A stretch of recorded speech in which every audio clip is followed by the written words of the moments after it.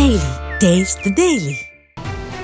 హైదరాబాద్లో నిర్వహించిన శోభాయాత్రలో 5 ప్రాణాలు కోల్పోవడం విషాదంగా మారింది. పండుగ రోజు విద్యుత్ వైరు మృత్యుపాసమై ఆ 5 కబలించింది. ఈ దుర్ఘటన ఎలా జరిగిందో ఒకసారి చూద్దాం. హైదరాబాద్ రామంతపూర్ గోకుల్ నగర్లో ప్రతి ఏటా కృష్ణాష్టమి వేడుకలు ఘనంగా నిర్వహిస్తారు. సర్వ రవీందర్ యాదవ్ ఆధ్వర్యంలో ముగింపు శోభాయాత్ర నిర్వహించారు. కాలనీలో శోభాయాత్ర నిర్వహించి స్థానిక యాదవ్ సంఘ భవనంలో శ్రీకృష్ణుని విగ్రహం తరలించే క్రమంలో కరెంట్ షాక్ తగిలి 5 చనిపోయారు. రథం తరలించే వాహనం చెడిపోవడంతో గోకుల్ నగర్ దగ్గర రథం లాగుతుండగా విద్యుత్ తీగలు తగలడంతో ఈ విషాదం చోటు చేసుకుంది.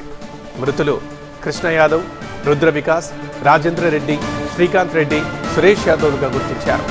మరో 4 తీవ్ర గాయాలు కావడంతో ఆసుపత్రికి తరలించారు.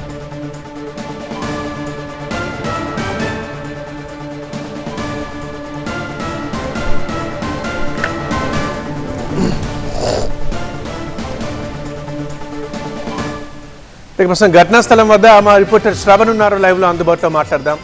శ్రవణ్, వినాయక చవితి సందర్భంగాను తర్వాత ఇలాంటి శోభాయాత్ర సందర్భంగాను మనం ఇట్లాంటి దుర్ఘటనలు చూస్తూ ఉన్నాం. ప్రతిసారి జాగ్రత్త పడుతూనే ఉన్నారు, అయినా ఇవి ఎలా జరుగుతున్నాయి? ఈ ఘటన అయితే ఎలా జరిగింది? 5 చనిపోవడం విషాదకరం.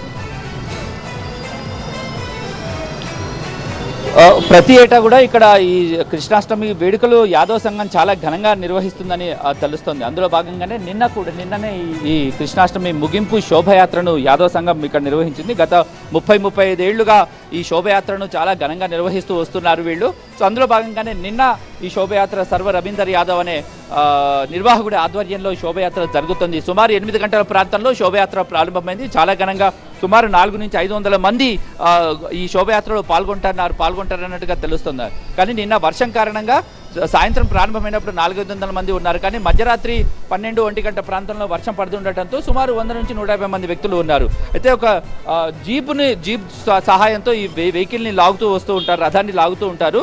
కానీ ఆ జీపు ఏదైతే ఈ యాదవ్ సంఘం భవనానికి 2 నిమిషాల దూరంలో ఉండగానే ఆ జీప్ ఆగిపోయింది. జీప్ ఆగిపోయిన క్రమంలోనే వీళ్ళు రథాన్ని దగ్గరే ఉంది కాబట్టి లాగుదామనే ప్రయత్నం. అక్కడ దూరంగా ఒక జీప్ కనిపిస్తుంది. అదే జీప్ ద్వారా సుమారు 4 గంటల పాటు రథాన్ని లాగారు. ఇక 2 నిమిషాల్లో యాదవ్ సంఘం భవనానికి చేరుకుంటుందనగానే జీప్ చెడిపోవడంతో వెంటనే ఇక్కడున్న స్థానికులు ఇక్కడున్న నిర్వాహకులు దీన్ని లాగే ప్రయత్నం చేస్తారు చేతులతో. ఇదే క్రమంలో ఇక్కడ ఏదైతే పైన వైర్లు కనపడుతున్నాయి కదా, ఆ విద్యుత్ వైర్లు తగిలాయని తెలుస్తుంది. మొత్తం ప్రస్తుతం ఇక్కడ స్పాట్లో ఉన్న మొత్తం సంఘటన మొత్తం కూడా క్లియర్ చేస్తున్నారు ఇక్కడ ఉన్న వాళ్ళు. సో సంఘటన ఒకసారి చూస్తే ఎక్కడి వాళ్ళ చెప్పులు అక్కడే పడిపోయినాయి, వాళ్ళ కండు వాళ్ళ రుమాళ్ళు, దాంతోపాటుగా కూడా పగిడీలు వాళ్ళన్నీ కూడా చెల్లాచెదురుగా పడిపోయిన సిచ్యువేషన్స్. కళ్ళద్దాలు ఇక్కడ కూడా కళ్ళద్దాలు కనిపిస్తున్నాయి, అవన్నీ కూడా ఎక్కడికక్కడే పడిపోయిన సిచ్యువేషన్ కనిపిస్తుంది. ఈ చుట్టూ విగ్రహం ఇక్కడ పైన ఏదైతే వైర్ కనిపిస్తుందో ఆ వైరు 11 kV వైరు వేలాడుతున్నట్టుగా స్థానికులు ప్రత్యక్ష సాక్షులు చూశారు. ఆ వైరు ఏలాడుతూ ఉండగా రథాన్ని లాగుతున్న టైంలో ముందు ఇక్కడ మెటల్ ఫ్రేమ్ ఉంది, ఏదైతే కృష్ణుడి విగ్రహం ఉందో కృష్ణుడి విగ్రహానికి చుట్టూ ఉన్న ఏదైతే తోరణం లాంటిది ఉందో ఆ తోరణానికి తగలటంతో రథాన్ని లాగుతున్న వాళ్ళు ఎక్కడికక్కడే కింద పడిపోయారు. ముందుకు వెనక్కు పడిపోయినట్టుగా తెలుస్తోంది. సో ఈ క్రమంలో వెంటనే వర్షం పడుతూ ఉండటము, విద్యుత్ షాక్ తగలటంతో ఎక్కడి వాళ్ళు అక్కడ కింద పడిపోవడంతో స్థానికులు షాక్కు గురయ్యారు. ఏం చేయాలో అర్థం కాని పరిస్థితి. సో తేరుకొని ఎవరైతే ఈ కింద పడిపోయారో వాళ్ళని సిపిఆర్ చేసే ప్రయత్నం చేశారు. అయితే ఒక 5 నిమిషాల్లోనే వాహనాలు వచ్చాయి. పోలీసులకు సమాచారం రావడంతో పోలీసులు కూడా స్పాట్కి చేరుకున్నారు. డీసీపీ కూడా నిన్న రాత్రి ఇక స్పాట్కి వచ్చినట్టుగా తెలుస్తోంది. సో సిపిఆర్ చేశారు. స్థానికంగా ఉన్న ప్రైవేట్ హాస్పిటల్ తరలించిన తర్వాత 5 ఆల్రెడీ బ్రాడ్ డెడ్గా అనౌన్స్ చేయడం జరిగింది. మిగతా 4లో గణేష్ అనే వ్యక్తి పరిస్థితి ప్రస్తుతం సీరియస్గా ఉన్నట్టుగా తెలుస్తుంది. మలక్పేటలో ఉన్న యశోద హాస్పిటల్కి వాళ్ళని తరలించారు. యశోద హాస్పిటల్లో గణేష్కి ట్రీట్మెంట్కి సంబంధించిన వాళ్ళని తీసుకోకపోవడంతో గాంధీ హాస్పిటల్కి తరలించారు. మృతదేహాలు గాంధీ హాస్పిటల్లో ప్రత్యక్ష సాక్షులు ఉన్నారు. అసలు వీళ్ళు సార్ ఏం జరిగింది నిన్న నైట్, అసలు ఎన్నింటికి జరిగింది? రాత్రి 12:30 అండి ముగింపు. దాదాపు ఒక 12:30 ఇంచుమించు ముగింపు అవుతుంది. ఇంకొక 5 నిమిషాలు అవుతుంది. అంతలోపల దీనికి లాగే జీప్ ఆగిపోయింది. వెనకాల ఒక 10 మీటర్ల ముందు ఆగిపోతే దాన్ని తోద్దామని ముందున్న వాళ్ళు దీనికి వెనక్కి వచ్చారండి. వెనక్కి వచ్చినప్పుడు పైనుంచి ఉన్న కేబుల్ వైర్ దీనికి ఏదైతే వర్షానికి తగిలినప్పుడు పట్టుకున్న వాళ్ళు, తోయడానికి ఉన్న వాళ్ళు ఇమీడియట్గా ఆ విద్యుత్ ఘాతానికి అయిపోయి ఇమీడియట్ కింద పడిపోవడం జరిగింది. సో సో చుట్టుపక్కల ఉన్న వాళ్ళు ఇమీడియట్ షాక్ ఉంది కానీ కొంచెం ఆలోచించి పక్కకు వాళ్ళని గుంజి సిపిఆర్ ప్రయత్నం చేశారు. నేను కూడా సేవాభారతి ఆర్ఎస్ఎస్ సేవాభారతిలో ఉంటాను. మొన్ననే ఎన్డీఆర్ఎఫ్ ఢిల్లీలో 10 రోజుల కింద వాళ్ళతో సమావేశం కూడా అయిందండి. సిపిఆర్ చేసామండి. సిపిఆర్కి సంబంధించిన చిన్న ఏ విధంగా ఉంటుందో కూడా మేము పక్కకు వర్షంకి వెళ్ళి పక్కకు తీసి వాళ్ళను చేయడం, పల్సు చూడడం. ఆ టైంలో పల్సు ఉన్నాయి కానీ అంబులెన్స్ లేట్ అయింది రావడానికి.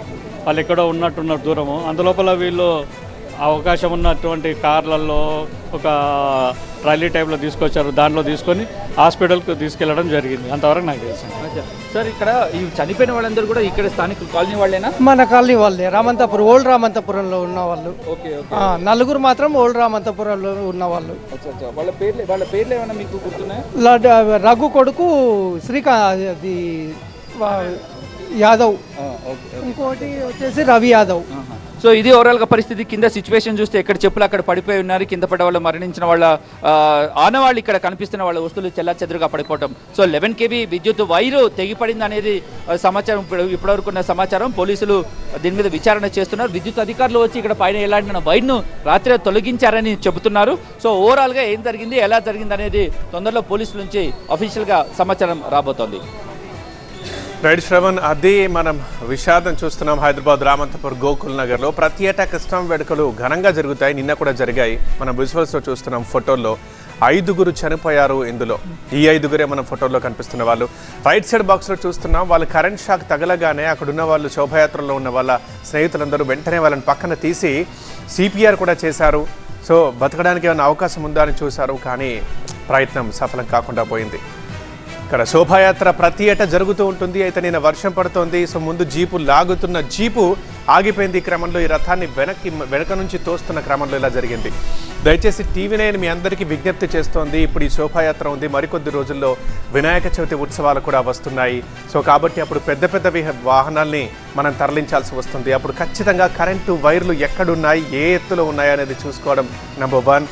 సంతోషంగా జరుపుకోవడం మన ముఖ్యం. సేఫ్టీగా జరుపుకోవడాన్ని మాత్రం ఖచ్చితంగా ప్రయారిటీగా పెట్టుకోవాలి.